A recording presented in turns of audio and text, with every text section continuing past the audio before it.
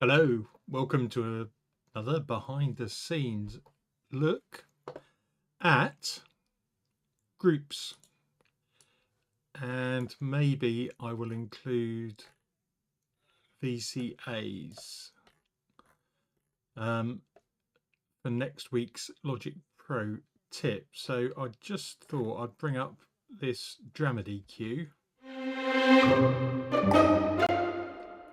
as it's got quite a few tracks in it, and this is where you probably want to start considering whether you need to use groups or not when you've got multiple tracks. I might get myself out of the way for this bit actually. Don't forget, if this is your sort of thing, like and subscribe is always appreciated. But okay, so groups, you can see in the mixer down here there is an entire row for groups. So you can have group settings and you can assign things to different groups or create new ones. What you generally want to do is option, so click one and then shift click to the other end. So these are all strings. So it would be handy to have those all in a group called strings. So if I click group, you can see they're automatically assigned to a group number one. Now, this is where you then start paying attention to this side of the screen where we've got the groups options. So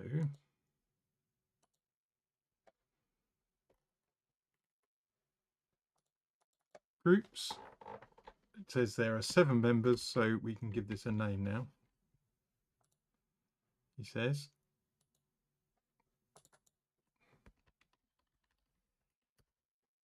so there we go. Now they've got a sensible name, strings. So what can you do with these groups? Well, if we open up the settings, by default it is going to apply any automation, volume and muting to all the instruments at the same time. So if I mute one of them, they all mute. If I turn off muting as a group option, I can still individually mute the tracks. So that's useful to know. If muting was on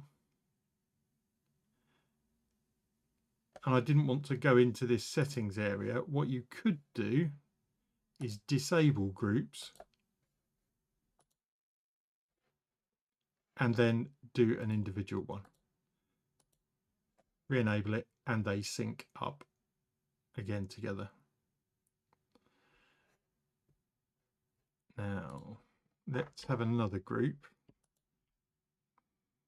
So again,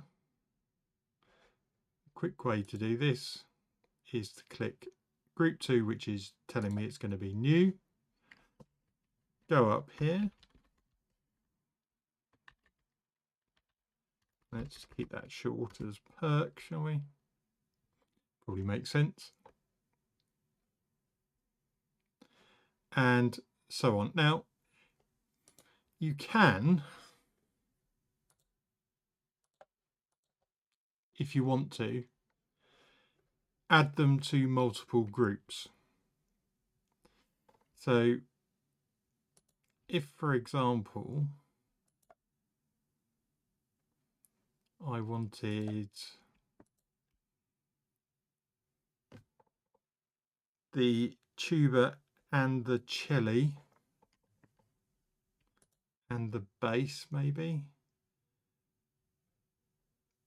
to be part of a new group called bass,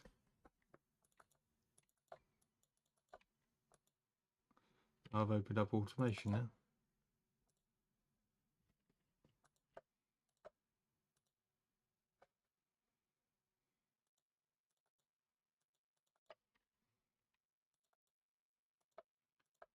It's not letting me change the name. Why is that?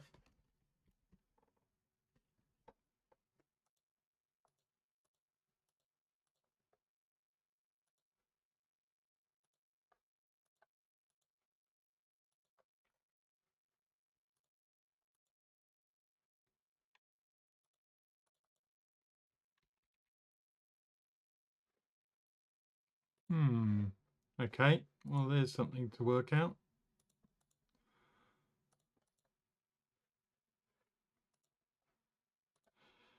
Right. You don't want a group.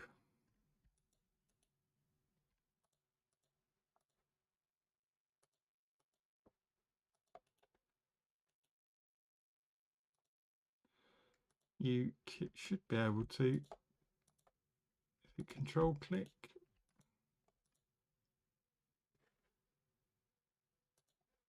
No. Okay, so here we go. There's definitely real world behind the scenes.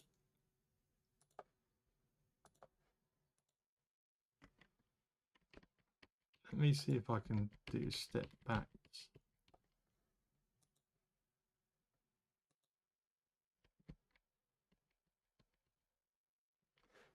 Okay, there we go. So we've got rid of group 3.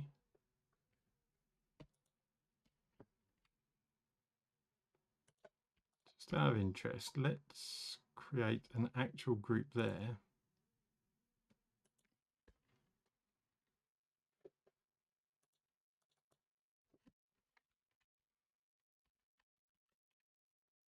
Well, that's very odd.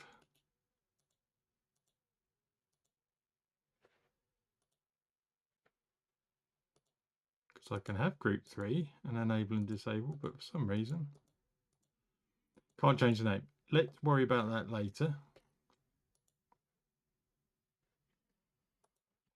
What if I add the flutes to their own group?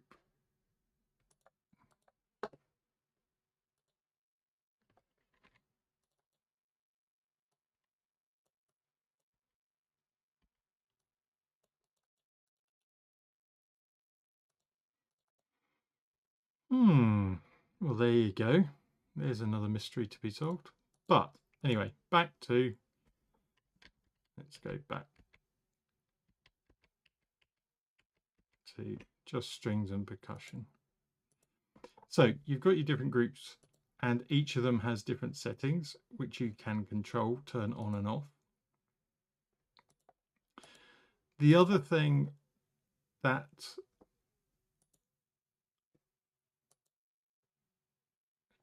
is a useful shortcut is making groups active or not.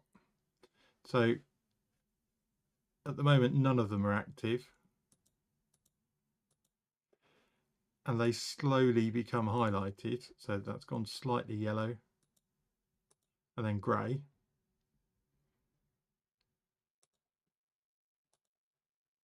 And if they're not activated, so grey not activated, bright orangey yellow, or dull orangey yellow if they're activated or they are turned on but they're not active. And the shortcut key to do that is Shift G. So we can turn groups active on and off with Shift G on the keyboard.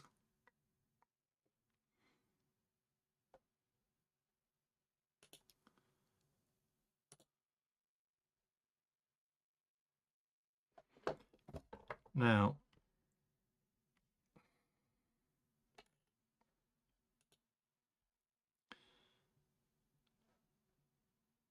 if you've got channel strip components, you can show VCAs, so voltage controlled amplifiers.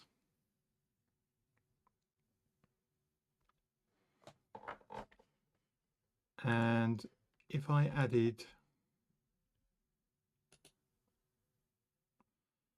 a new VCA for that group, I should now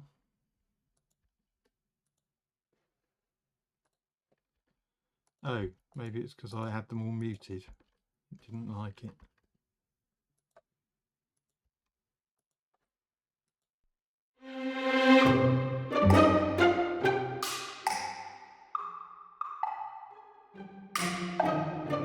You see this VCA on the end here can control all of those instruments at once. That's the other thing I was going to point out. If you have these things grouped and I change the level of one of them, the other volumes will change relative to that first one. So that's one way to edit the volume, for example.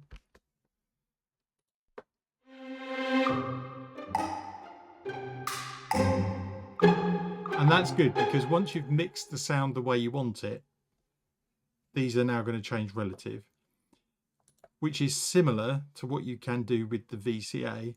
But what this does is it does not alter the individual track mixes. So if we are playing this back, we can lower the output volume